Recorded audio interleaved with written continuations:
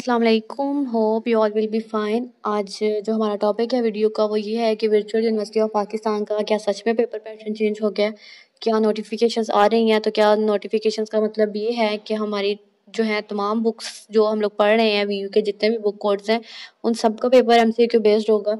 तो इनके क्वेश्चंस के आंसर आज हम अपनी वीडियो में देखेंगे और कुछ नोटिफिकेशंस को भी हम खोल के देखेंगे, लेकिन जो है ऐसा पेपर होगा नहीं।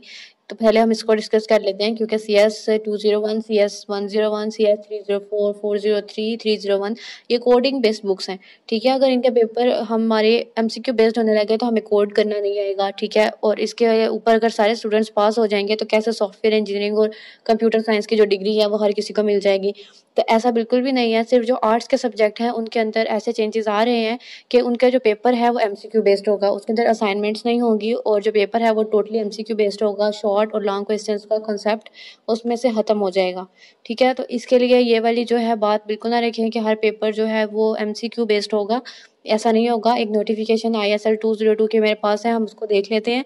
तो पहले उसने जो एक्टिविटीज सेमेस्टर की स्कीम बताई है वो ये है कि क्विजेज जो हैं हमारे वो 12% होंगे, जीडीबी 3%, मिड टर्म 25% हो गए हैं और हमारे फाइनल टर्म जो है वो 60% हो गया। अब हमारा टोटल सेमेस्टर 100% जो है वो इस स्कीम के ऊपर जो है फॉलो करेगा। तो अब क्या हो गया है कि हमारे जो है क्विजेज वो ने यहाँ पे 5 शो किए हैं। अब देखें जब ओपन हो गए हमारे क्विजेज तो क्या होगा। और इसके अलावा जो थोड़ा सा अगर आप स्क्रॉल डाउन करके नीचे देखेंगे तो उसने सिलेबस वगैरह हमारा जो है वो अभी से हमें शो कर दिया। जैसे उसने क्विजेस का बताया 2+2+2+2+4, तो इन्होंने 5 क्विजेस जो हैं वो शो किए हैं।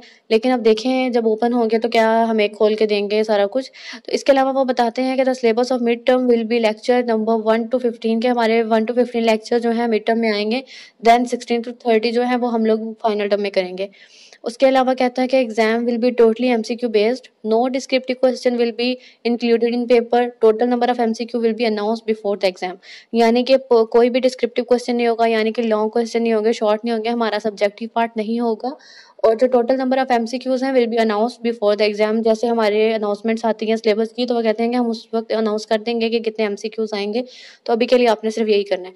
देन इसके अलावा जो उसने बताया है यहाँ पे कि आपका जो पेपर है वो इंग्लिश में होगा। एमसीक्यू आएंगे जो आपके करेक्ट आंसर जो है इंग्लिश में होंगे और जीडीबी जो है आप उर्दू में अटेम्प्ट कर सकते हैं। द मोस्ट आस्क्ड क्वेश्चन के ISL 202 हम लोग उर्दू में कर लेंगे इंग्लिश में। तो देखें आप इंग्लिश में करें क्योंकि अब एमसीक्यू आएंगे तो इंग्लिश में आएंगे। तो अगर आप उर्दू में पढ़ेंगे आपको क्या पता है कि इंग्लिश में उसको क्या बोलते हैं।